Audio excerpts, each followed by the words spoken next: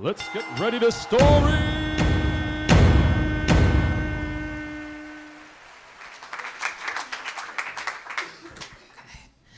This is the story of how I was dumped in the parking lot of a mall in New Jersey on my birthday.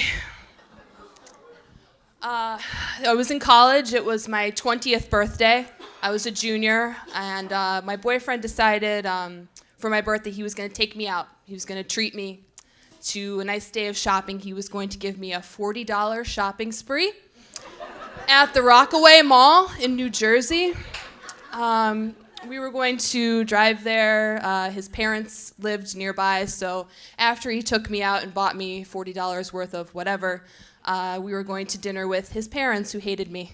So it's going to be a good birthday. I was really looking forward to it. I made a CD, road trip CD, bunch of my favorite jams that I had stolen from my college's, my dorm's network. We all could download each other's music for some reason, I don't know why, but I had taken a bunch of, jams, stuff I was into at the time, little Kanye West, little Blink-182, so big range you can see there. So we started out, we were going pretty good. We were listening, the CD was going, getting some good vibes, and then we got to the Delaware Water Gap, and that happened to coincide with the playing of track 11, Blink-182's Down.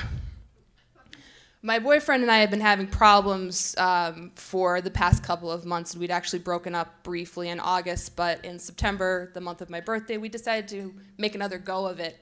But we weren't communicating very well, and so when this song came on, he became so offended by the song being on that he immediately thrust his finger forward and changed it and said, "No, this is where I'm putting my foot down. No Blink-182 in my car." And a rational person would have kind of just let it slide, let it go, move past it. It's my birthday. But at this point, I wasn't rational, and I wasn't feeling very charitable that day. And so I picked up the CD folio that was sitting in front of me, and I held it in front of his face as he was driving across a particularly windy bend of the Delaware Water Gap, and I dropped it into his lap. It was a big, heavy, chunky CD folder, and it was full. And we didn't crash, we did not die, we did not go careening off the side of the road, but he was not happy, and we rode the rest of the way in silence.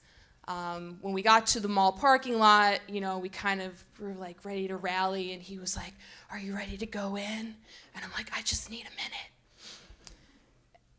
And so poor was our communication at that time that when I said, "I just need a minute," he thought that I meant, "I want to turn around and go back home." And at this point, he lost it. He lost it like angry dad on a road trip with 3 screaming kids in the back car. He got out of the car, he stormed away, and he was doing this in the parking lot. And I was like, "Oh my God, what's happening?" He got back in the car, and he started the car, and he began to careen around the parking lot, swerving and tires squealing and cutting corners. And I was like, "I want to get out of the car. I want to get out. I hate you. It was at this time that I called my best friend on my cell phone. I said, "I'm so scared. He's trying to kill me." So he finally did stop the car. I got out and very dramatically ran away through the parking lot, still on the phone. "I'm running away from him. I can't take it anymore." And I go and I sit down, very dramatically sit down on this curb. And I'm on the phone with my friend. "You gotta pick me up. You gotta pick me up." I'm at the Rockaway Mall in New Jersey. It's an hour and a half from home. And my best friend, God love her, she really wanted to help me out, but she had no money to put gas in her car. And she had to go to work in 45 minutes. She wasn't coming to get me. And I finally quieted down enough so that I could hear. He was also on the phone. I quieted down enough so I could hear his part of the conversation, and he very dramatically was on the phone with his mother, called his mother and said, "I am taking her back home, and we are no longer dating." So needless to say, the ride home was not the most pleasant of rides.